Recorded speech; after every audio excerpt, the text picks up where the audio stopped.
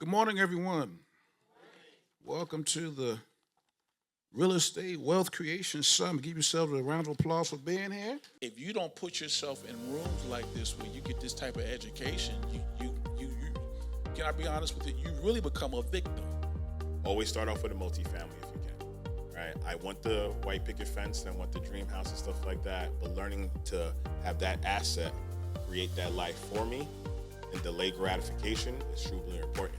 You are starting a business, so whether you're going to buy one to own and occupy, still treat it like a business from day one. If you're going to buy a 10-unit building, obviously it's going to be a business from day one, so keep the business aspect in your mind. You have here someone that is collapsing time for you, whether you realize it or not.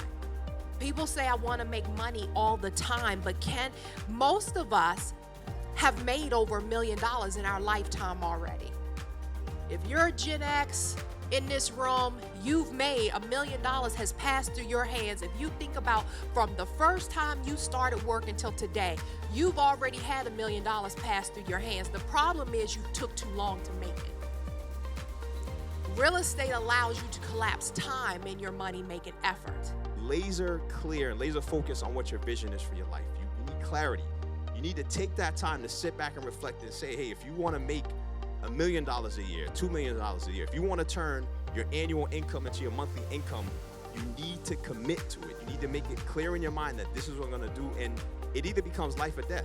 I know you talked about it earlier. We talked on the podcast about who are you doing it for, right? Who needs you to win in your life? Everybody told me, oh man, you can't scale fix and flips and you're gonna hit a ceiling. Multifamily is where it is, which is true, right? To a certain extent. But multifamily will make you wealthy. Fix and flip will make you rich. You spread the wealth along the way, create legal entities that hold certain assets, you are limiting your liability. Use a separate LLC for each property.